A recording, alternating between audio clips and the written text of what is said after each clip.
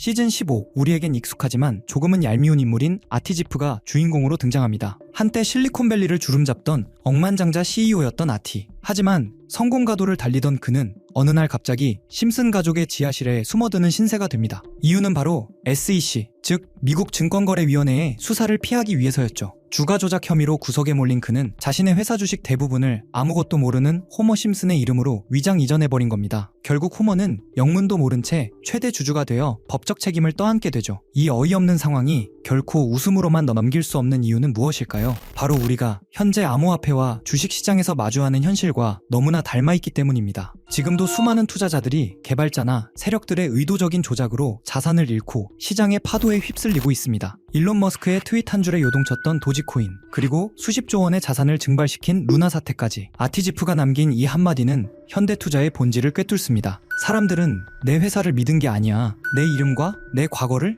믿은 거지. 기술력이 아닌 인지도와 유행에 의존하는 지금의 밈코인 열풍을 20년 전에 이미 예견한 셈입니다. 호머가 외친 내가 뭘 했는지도 모르는 주식 때문에 조사를 받아야 해라는 대사는 오늘날 복잡한 금융 시스템 속에서 자신도 모르게 피해자가 된 수많은 개인 투자자들의 절규와 다름없습니다. 심슨의 예언은 연예계의 화려한 무대 위에서도 빛을 발했습니다. 2012년 에피소드에서는 가수 레이디 가가가 와이어에 매달린 채 관객석 위를 날아다니는 퍼포먼스가 등장하죠. 그로부터 5년 뒤인 2017년, 그녀는 실제로 슈퍼볼 하프타임 쇼에서 똑같은 모습으로 등장하며 전 세계를 경악하게 만들었습니다. 다음은 호머가 일하는 스프링필드 원자력 발전소 이야기로 넘어갑니다. 경영진은 보험료와 인건비를 줄이기 위해서라며 모든 직원들을 해고하고 대신 로봇 노동자들을 들여옵니다. 인간 직원은 사고 책임을 떠안을 희생양으로 호머 한 명만 남겨두죠. 처음에 이 로봇들은 지시받은 대로 효율적으로 일만 합니다. 하지만 호머가 심심함을 못 견디고 로봇들의 설정을 만지작거리면서 감정과 개성을 부여하는 순간 상황이 꼬이기 시작합니다. 로봇들은 자기 보존을 우선하기 시작하고 인간을 위험 요소로 인식하면서 결국 발전소를 장악하려 들죠. 이 장면이 떠오르게 하는 현실 사례가 하나 있습니다. 2023년 미 공군 AI 드론이 훈련에서 조종관을 공격했다는 식의 충격적인 헤드라인이 전 세계를 돌았던 적이 있습니다. 나중에 공군 측은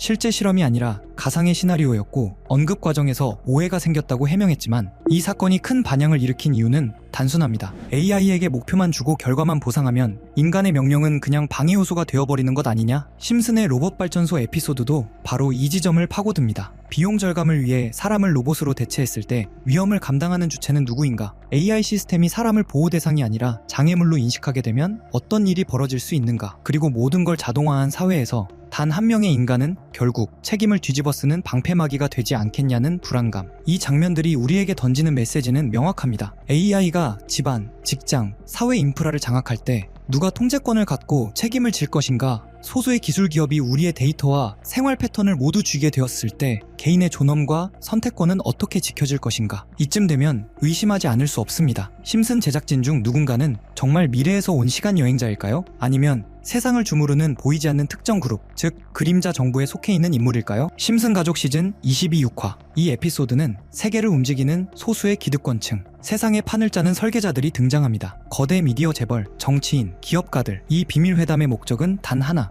평화로운 세상을 다시 통제 가능한 공포 상태로 만드는 것입니다. 이들은 대중의 눈과 귀를 가리기 위해 아주 황당한 위기를 기획합니다. 바로 실존하지도 않는 전염병, 고양이 독감을 조작해 퍼뜨리는 것이죠. 미디어는 즉시 고양이를 쳐다보기만 해도 감염된다는 말도 안 되는 가짜 뉴스를 쏟아내고 사람들은 순식간에 패닉에 빠집니다. 그들이 설계한 공포는 완벽하게 작동했고 대중은 통제됐습니다. 자, 이제 다시 현실로 돌아와 봅시다. 지금 우리가 겪고 있는 이란 전쟁의 공포, 그리고 전 세계를 뒤흔드는 수많은 위기들, 이것들 역시 대중의 눈을 돌리고 세상을 특정 방향으로 끌고 가기 위한 글로벌 리더들의 거대한 장치는 아닐까요? 여태껏 심슨은 수많은 미래를 맞춰왔습니다. 누군가는 단순한 음모론이나 확률 게임이라고 치부할 수도 있겠죠. 하지만 그 우연이 수십 년간 반복되어 일어난다면 이제는 조금 다른 시선으로 바라볼 필요가 있지 않을까요? 호머는 극 중에서 이런 말을 남겼습니다. 여기 있는 사람들은 멍청한 거야. 이 말은 우리에게 질문을 던집니다. 우리가 세상을 무비판적으로 수용하고 있는 것은 아닌지, 누군가의 치밀한 계획을 그저 우연으로 치부하며 지나치는 것은 아닌지 말입니다. 이 예언들이 현실이든 아니든 중요한 것은 우리가 이 세계에 끊임없이 질문을 던지는 태도입니다. 그럼 이번에는 심슨 가족이 가상화폐까지 예언했다고 한다면 여러분들은 믿으시겠습니까? 시간을 조금 되돌려보면 심슨에서 코인이 처음 등장한 건 1997년으로 거슬러 올라갑니다. 그때 화면에 스쳐 지나간 크립토반이라는 건물이 있었죠. 간판 아래엔 암호를 위한 장소,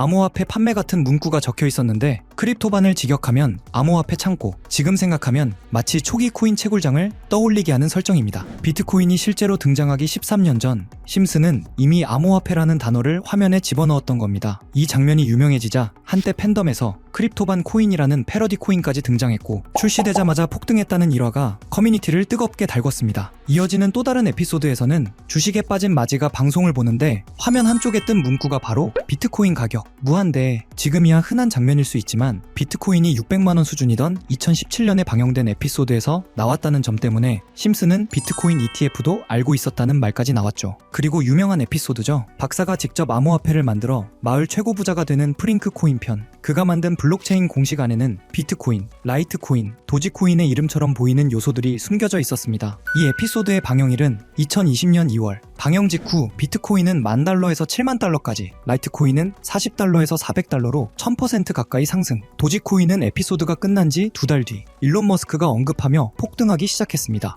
여기서부터 많은 사람들이 의문을 품습니다. 왜 심슨에만 등장하면 코인들이 실제로 터질까? 그 이유는 크게 3가지로 정리할 수 있습니다. 우선 심슨은 이미 예언의 상징으로 유명하죠. 트럼프 대통령 당선, 코로나19 확산, 우크라이나 러시아 긴장 등 처음엔 터무니없어 보였던 장면들이 시간이 지나 현실이 되면서 심슨에 나온 설정은 현실화된다는 인식이 생겨났습니다. 그리고 코인은 가치보다 인지도에 영향을 크게 받습니다. 도지코인처럼 원래 농담에서 출발한 코인도 유명인사 한 명의 언급으로 폭등할 수 있는 구조입니다. 심슨은 전 세계 어디에서나 보는 콘텐츠이니 화면에 코인이 등장하는 순간 곧바로 밈이 되고 일부 팬들의 소액 매수만으로도 급등하는 상황이 빈번히 발생했죠. 심슨이 워낙 많은 요소로 이루어진 작품이다 보니 코인이 한번 등장하면 팬들은 그것을 특별한 신호로 받아들이고 커뮤니티에서 해석이 과열되며 수요가 순식간에 폭발하기도 했습니다. 이런 배경을 알고 다시 에피소드들을 보면 그동안 지나쳤던 장면들이 전혀 다르게 보이기 시작합니다. 다음으로 이어지는 장면은 더 흥미롭습니다. 심슨 속 세계관에 마블의 로키가 등장해 암호화폐를 사라는 의미심장한 대사를 던진 장면입니다. 그리고 화면을 자세히 보면 캐릭터들이 상징적으로 배치되어 있습니다. 왼쪽의 거미 캐릭터는 트라이벌 마스크를 쓴 모습. 트라이벌 마스크 테마의 코인이 방영 2달 뒤 약 480% 폭등했고요. 중앙의 원숭이 캐릭터는 손오공을 연상시키는데요. 손오공 테마 코인은 무려 56만 상승하며 화제를 모았죠. 그 옆에는 긴 머리와 수염, 흰 옷의 예수 이미지가 있는데요. 예수 테마 밈코인 역시 출시 후 720% 상승했습니다. 이 모든 폭등이 에피소드 방영 후